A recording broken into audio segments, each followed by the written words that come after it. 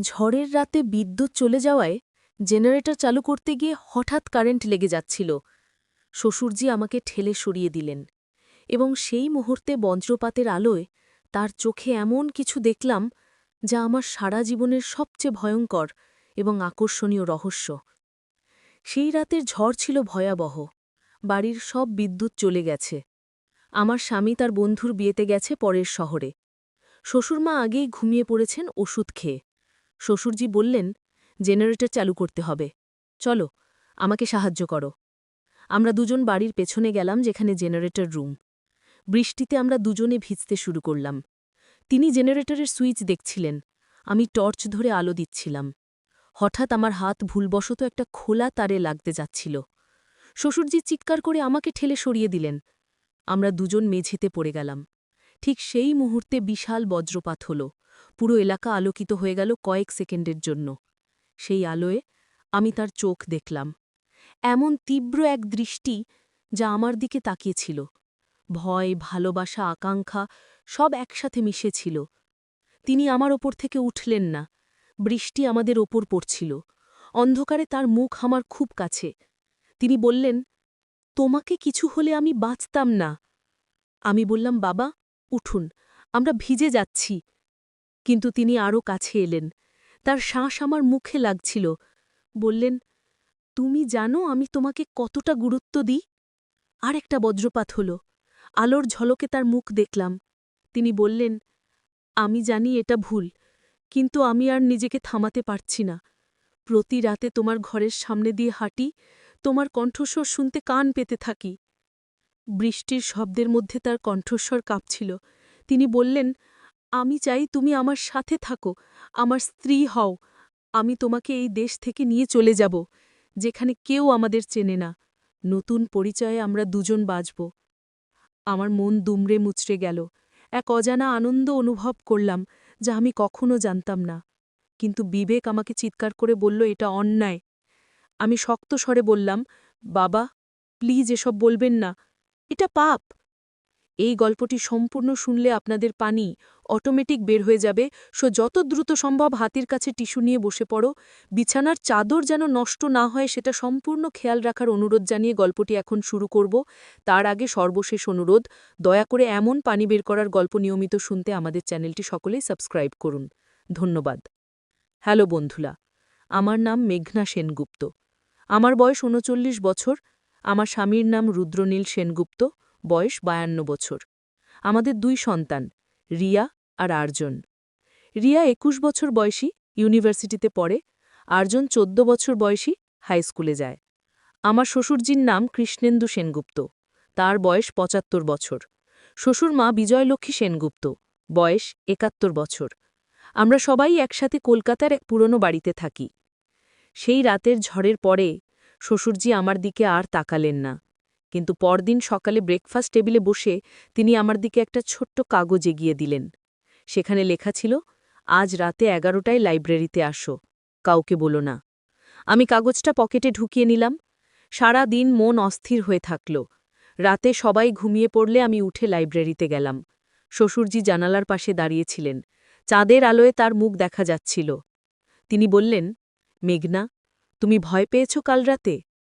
আমি বললাম, বাবা আমি কিচ্ছু বুঝতে পারছি না, আপনি কি বলতে চাইছেন? তিনি কাছে এলেন, তার হাত আমার কাঁধে রাখলেন, বললেন, তুমি কি আমার একটা সত্য বলবো, এই পরিবারের এক ভয়ানক রহস্য, যা তুমি কখনো শোনোনি। আমার হৃৎস্পন্দন বেড়ে গেল। তিনি চালিয়ে গেলেন, আমার আসলে ২ জীবন আছে, একটা এই বাড়িতে তোমার শ্বশুরজি হিসেবে, আরেকটা জীবন আছে দার্জিলিংয়ে। দার্জিলিংয়ে? আমি অবাক হয়ে জিজ্ঞেস করলাম। হ্যাঁ, সেখানে আমার আরেকটা পরিবার আছে, আরেকটা স্ত্রী, আরেকটা বাড়ি। আমি গত ৩৫ বছর ধরে এভাবে ২টো জীবন চালাচ্ছি। আমি কয়েক পা পিছিয়ে গেলাম। এটা কি শুনছি আমি? তিনি বললেন, কিন্তু আসল কথা এখনো বলিনি। সেই রাতে বজ্রপাতের আলোয় তুমি আমার চোখে যা দেখেছিলে, সেটা আসলে ভালোবাসা বা আকাঙ্ক্ষা নয়, সেটা ছিল ভয়। তুমি আমাকে চিনে ফেলেছ বলে আমার ভয় হয়েছিল। চিনে ফেলেছ? আমি তো আপনাকে আগে কখনো দেখিনি। তিনি একটা পুরনো ফটো বের করলেন। সেই ফটোতে একজন যুবক, একজন মেয়ে আর একটা ছোট্ট বাচ্চা। তিনি বললেন, এই ফটোতে তুমি কাকে দেখছ? আমি ভালো করে দেখলাম। সেই মেয়েটাকে আমার খুব চেনা মনে হল। হঠাৎ করেই আমার মনে পড়ল, এটা তো আমার মা যখন অনেক ছোট ছিলেন।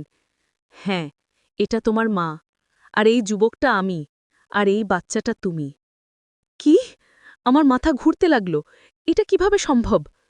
তিনি বললেন, মেঘনা, তুমি আমার বাবা। তোমার আসল বাবা, যাকে তুমি বাবা ভাবো, সে আসলে তোমার মামা।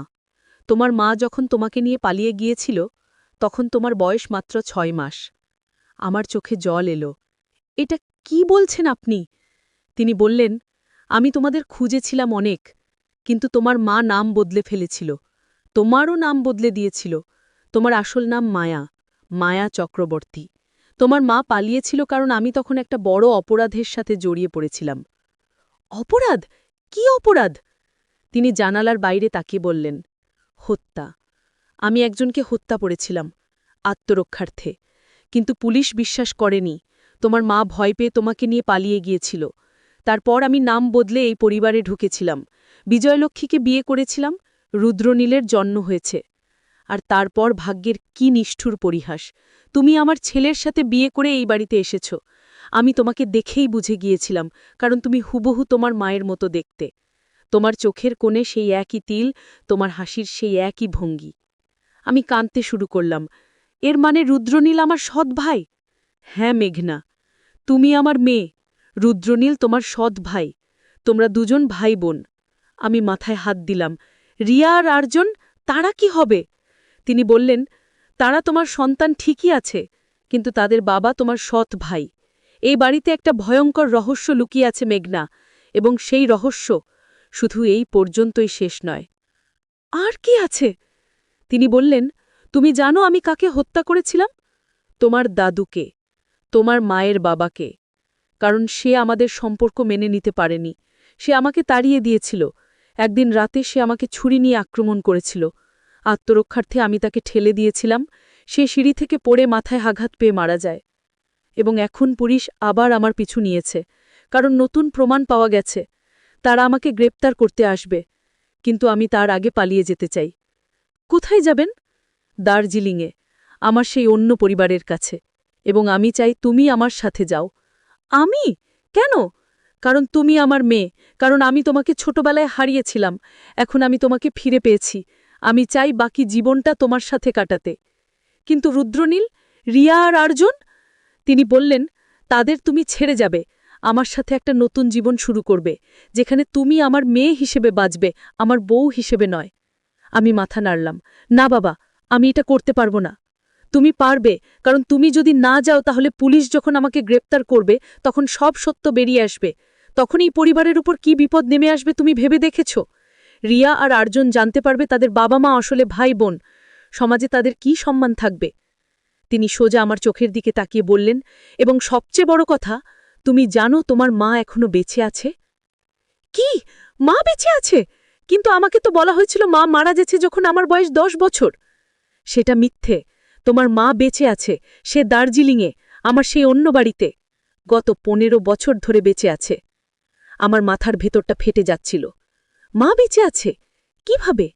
তিনি বললেন, যখন আমি নাম বদলে এই পরিবারে ঢুকেছিলাম তখন আমি তোমাদের খুঁজতে থাকি। 15 বছর আগে আমি তোমার মাকে খুঁজে পাই। তখন সে খুব অসুস্থ ছিল, ক্যান্সার। আমি তাকে দার্জিলিং নিয়ে গিয়ে চিকিৎসা করাই।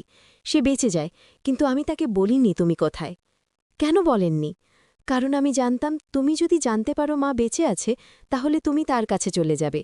আর তাহলে রুদ্রনীল জানতে পারবে সব সত্য। এই পরিবার ভেঙে যাবে। তো এতদিন আপনি দুটো পরিবার চালিয়ে আসছেন, কলকাতায় এক পরিবার, দার্জিলিংয়ে আরেক পরিবার।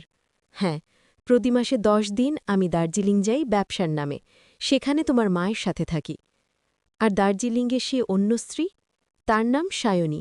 সে আমাকে অনেক ভালোবাসে, জানে আমার অতীত সম্পর্কে। তোমার মাকেও সে মেনে নিয়েছে। তারা দুজন এখন একসাথে থাকে সেই বাড়িতে। এবং সেখানে আমার আরেকটা ছেলে আছে, তার নাম অভিজিৎ, বয়স 18 বছর। সে তোমার সৎ ভাই। আমি চেয়ারে বসে পড়লাম, মাথা ঘুরছিল। এত জটিল একটা সম্পর্কের জট আমি কখনো কল্পনা করিনি। শ্বশুরজি বললেন, আজ রাতে 12টায় আমি পালিয়ে যাচ্ছি। তুমি যদি যেতে চাও তাহলে তৈরি থেকো, আমি তোমাকে নিয়ে যাব তোমার মায়ের কাছে, তুমি তোমার আসল পরিচয় ফিরে পাবে। আমি কি করব বুঝতে পারছিলাম না। একদিকে রুদ্রনীল, রিয়া, আর্জন, যাদের আমি গত ২১ বছর ধরে ভালোবেসে এসছি, অন্যদিকে আমার মা, যাকে আমি মৃত ভেবে এতদিন কাটিয়েছি। আমি বললাম, আমাকে একটু সময় দিন, আমি ভেবে দেখি। তিনি বললেন, সময় নেই মেঘনা, পুলিশ যে কোনো সময় এসে পড়তে পারে, তুমি এখনই সিদ্ধান্ত নাও। আমি উঠে দাঁড়ালাম, বললাম, আমি যাব না, আমি রুদ্রনীলকে ছেড়ে যেতে পারব না, রিয়া আর আর্জনকে ছেড়ে যেতে পারব না। তিনি হাসলেন, বললেন, আমি জানতাম তুমি এটাই বলবে, তুমি তোমার মায়ের মতোই, সৎ, বিশ্বস্ত। তারপর তিনি আরেকটা খাম বের করলেন, বললেন, এখানে তোমার মায়ের ঠিকানা আছে, দার্জিলিংয়ে সেই বাড়ির ঠিকানা। যদি কখনো তুমি তোমার মায়ের সাথে দেখা করতে চাও, এই ঠিকানায় যেও, সে তোমার জন্য অপেক্ষা করছে। তিনি দরজার দিকে হাঁটতে লাগলেন, তারপর ঘুরে বললেন, এবং মেঘনা, এই বাড়িতে আরেকটা রহস্য আছে। তোমার শ্বশুরমা বিজয়লক্ষ্মী, সে জানে সব কিছু। সে জানে আমার দুটো পরিবার আছে, সে জানে তুমি আমার মেয়ে। কি, শ্বশুরমা জানে? হ্যাঁ, সে সব জানে, কিন্তু সে কিছু বলেনি, কারণ সে আমাকে ভালোবাসে। সে জানে আমি যদি পালিয়ে যাই তাহলে এই পরিবার রক্ষা পাবে। এবং তুমি জানো সবচেয়ে মজার ব্যাপার কি? তোমার শ্বশুরমা আসলে তোমার মায়ের বড় বোন, তোমার মাসি। আমার চোখ বড় বড় হয়ে গেল। মাসি? হ্যাঁ, বিজয়লক্ষ্মী আর তোমার মা দুই বোন। যখন আমি তোমার দাদুকে হত্যা করেছিলাম, তখন বিজয়লক্ষ্মী আমাকে লুকিয়ে রেখেছিল। সে আমাকে নতুন পরিচয় দিয়েছিল এবং আমাকে বিয়ে করেছিল। তার মানে রুদ্রনীল আমার মায়ের বোনের ছেলে, আমার মামাতো ভাই? হ্যাঁ, এবং তুমি আমার মেয়ে হয়ে আমার মামাতো ভাইকে বিয়ে করেছ। এই সম্পর্কের জটিলতা এখন বুঝতে পারছ? আমি দেয়ালে হেলান দিয়ে দাঁড়ালাম, পুরো শরীর কাঁপছিল। এটা কোন দুঃস্বপ্ন দেখছি আমি? শ্বশুরজি বললেন, স্বপ্ন নয় মেঘনা, এটাই বাস্তব। এবং তুমি এখন সিদ্ধান্ত নাও, তুমি কি এই সত্য রুদ্রনীলকে বলবে নাকি চুপ থাকবে? যদি তুমি বলো, তাহলে এই পরিবার শেষ হয়ে যাবে। রিয়া আর আরজান জানতে পারবে তাদের বাবা মা মামাতো ভাইবোন, তাদের জীবন নষ্ট হয়ে যাবে। আর যদি চুপ থাকো, তাহলে তুমি এই মিথ্যার সাথে বাঁচতে থাকবে, প্রতিদিন জানবে তুমি তোমার মামাতো ভাইকে বিয়ে করেছ। আমি কাঁদতে কাঁদতে বললাম, আমি কি করব? তিনি বললেন, আমি তোমাকে একটা তৃতীয় পথ দেখাই। তুমি কাল সকালে পুলিশের কাছে যাবে, তাদের বলবে আমি পালিয়ে গেছি, তাদের দার্জিলিংয়ের ঠিকানা দেবে, পুলিশ আমাকে গ্রেফতার করবে, আমি জেলে যাব। কিন্তু তার আগে আমি একটা জবানবন্দি দেব, যেখানে বলবো তোমার দাদুর হত্যা আসলে দুর্ঘটনা ছিল, আত্মরক্ষার্থে হয়েছিল। আমি সাজা পাব, কিন্তু বেশি সাজা হবে না। এবং সবচেয়ে বড় কথা, আমি পুলিশকে কিচ্ছু বলবো না তোমার সম্পর্কে, বলবো না তুমি আমার মেয়ে। এই সত্য আমি কবরে নিয়ে যাব। তোমার মা দার্জিলিংয়ে থেকে যাবে, সে আর কলকাতায় আসবে না। তুমি তোমার জীবন চালিয়ে যাবে রুদ্রনীলের সাথে, কেউ কিছু জানবে না। আমি বললাম, কিন্তু আমি জানব, আমি প্রতিদিন এই সত্য নিয়ে বাঁচব। তিনি বললেন, হ্যাঁ, তুমি জানবে, কিন্তু তোমার সন্তানের জীবন রক্ষা পাবে, এটাই তোমার ত্যাগ হবে। মায়েদের এভাবেই ত্যাগ করতে হয়। তিনি দরজা খুলে বের হয়ে গেলেন। আমি একা দাঁড়িয়ে রইলাম লাইব্রেরিতে। চাঁদের আলো জানলা দিয়ে এসে মেঝেতে পড়ছিল। হঠাৎ করে দরজা আবার খুলল।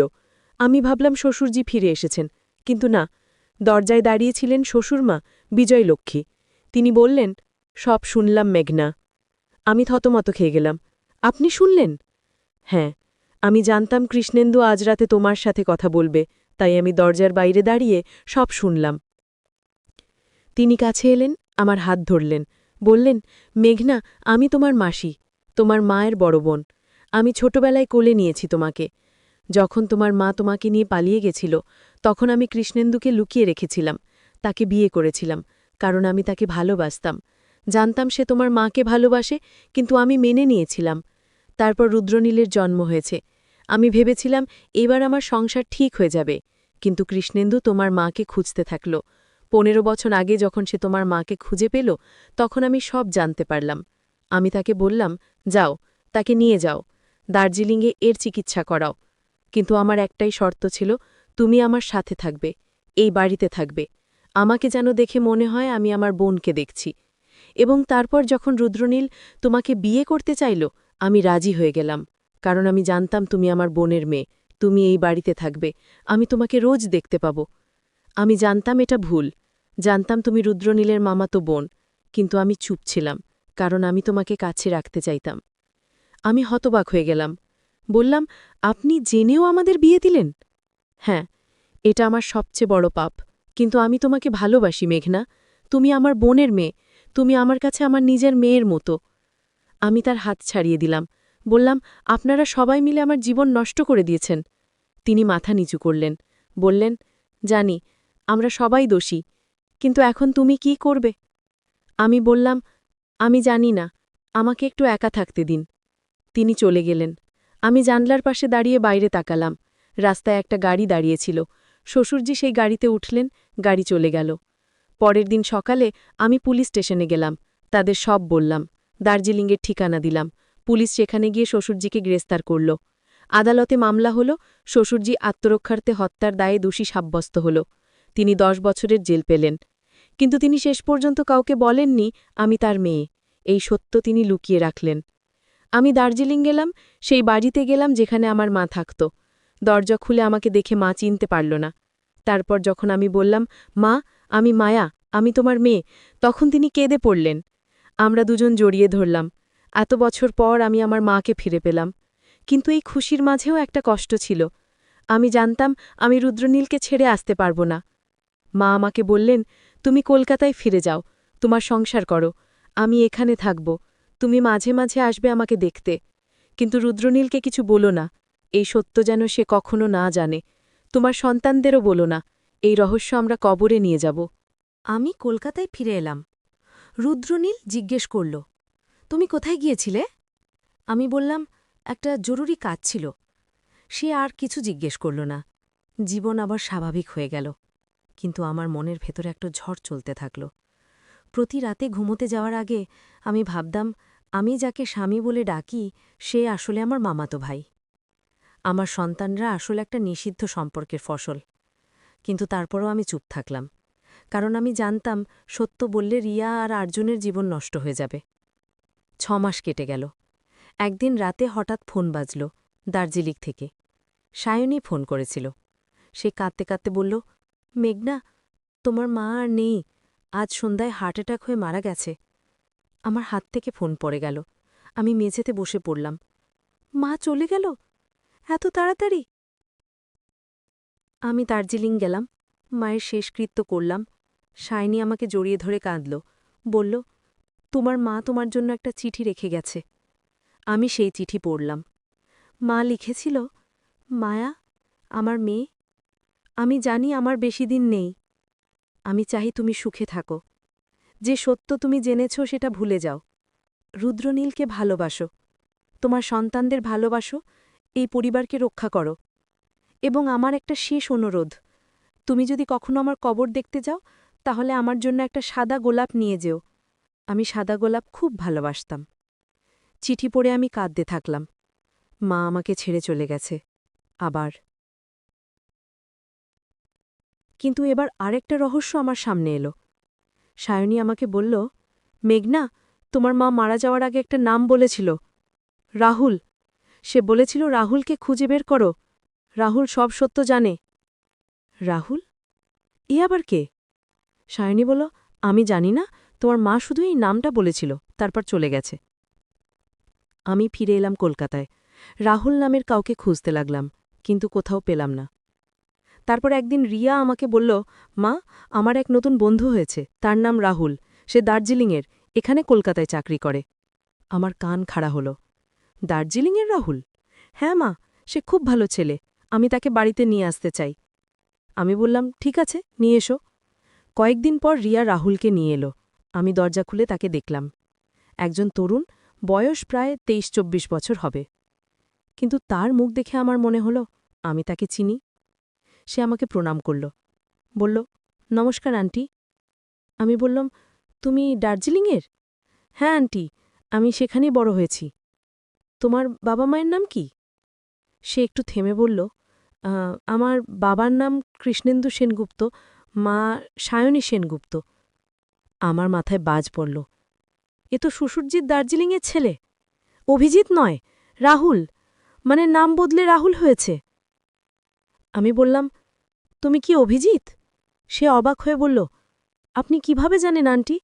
হ্যাঁ, আমার আসল নাম অভিজিৎ, কিন্তু আমি রাহুল নামে পরিচয় দিই, কারণ আমার বাবা জেলে, আমি তার নাম লুকিয়ে রাখতে চাই। আমি বললাম, তুমি জানো আমি কে? সে বলল, আপনি রিয়ার মা। আমি বললাম, আমি তোমার সৎ বোন, আমি তোমার বাবার মেয়ে। রাহুলের চোখ বড় বড় হয়ে গেল। কি বলছেন আন্টি? আমি তাকে সব বললাম। সে শুনে হতবাক হয়ে গেল। বলল, তার মানে রিয়া আমার ভাগ্নি? হ্যাঁ, এবং আমি তোমার সৎবোন হয়ে তোমার ভাগ্নির মা। সে মাথায় দিল, বলল, এটা কি জটিল সম্পর্ক। তারপর সে বলল, আন্টি, আপনি জানেন তো রিয়া আমাকে ভালোবাসে, সে আমাকে বিয়ে করতে চায়। আমার মাথা ঘুরতে লাগল। রিয়া তার মামাকে বিয়ে করতে চায়, আবার সেই একই ভুল করবে? আমি বললাম, না, এটা হতে পারে না, তুমি রিয়ার মামা, তোমরা বিয়ে করতে পারো না। সে বলল, কিন্তু রিয়া তো জানে না তো এই সত্য। আমি বললাম, তাকে বলতে হবে। সে বলল, কিন্তু আন্টি, যদি আপনি তাকে বলেন তাহলে পুরো সত্য বেরিয়ে আসবে, তখন সে জানতে পারবে তার বাবা মা মামাতো ভাই বোন, তার জীবন নষ্ট হয়ে যাবে। আমি বললাম, তাহলে কি করব? তাকে তোমার সাথে বিয়ে দেব, আবার সেই একই ভুল করব? সে বললাম, আন্টি, আমার কাছে একটা সমাধান আছে। আমি রিয়াকে ছেড়ে দেব, তাকে বলবো আমি তাকে ভালোবাসি না, তারপর আমি দার্জিলিং চলে যাব, এভাবে সত্য লুকানো থাকবে। আমি মাথা নাড়লাম, বললাম, ঠিক আছে, এটাই ভালো। রাহুল চলে গেল। রিয়া কয়েকদিন কাঁদল, তারপর সে স্বাভাবিক হয়ে গেল। কিন্তু আরেকটা ঝামেলা এলো। আর্জন একদিন বলল, মা, আমি একটা মেয়েকে ভালোবাসি, তার নাম তন্নি, সে দার্জিলিংয়ের। তার মায়ের নাম সায়নী, তার বাবা জেলে। আমি বুঝে গেলাম, তন্নি হল রাহুলের বোন, শ্বশুরজির মেয়ে, আমার সৎ বোন। মানে আর্জন তার মাসিকে ভালোবাসে। আমি আর পারলাম না। আমি রুদ্রনীলকে সব বললাম। সে শুনে থ হয়ে গেল, বলল, কি বলছো মেঘনা? আমি তাকে শুরু থেকে শেষ পর্যন্ত সব খুলে বললাম। সে শুনে চুপ হয়ে গেল। তারপর উঠে বাথরুমে গিয়ে দরজা বন্ধ করল। আমি শুনতে পেলাম সে কাঁদছে। অনেকক্ষণ পর বেরিয়ে এলো, চোখ লাল। সে বলল, তার মানে আমরা দুজন মামাতো ভাই বোন, আমরা বিয়ে করতে পারতাম না? আমি মাথা নিচু করলাম, বললাম, হ্যাঁ। সে বলল, এবং রিয়া আর আর্জুন, তারা কি হবে? আমি বললাম, তারা আমাদের সন্তান, এটা পরিবর্তন করা যাবে না। সে বলল, আমি কিছুই বুঝতে পারছি না, আমার পুরো জীবনটা একটা মিথ্যে ছিল। তারপর রুদ্রনীল ঘর থেকে বেরিয়ে গেল। 3 দিন বাড়ি ফিরল না। চতুর্থ দিন ফিরে এসে বলল, মেঘনা, আমি সিদ্ধান্ত নিয়েছি, আমরা এই সত্য রিয়া আর আর্জনকে বলব না, কিন্তু আমরা দুজন আলাদা হয়ে যাব।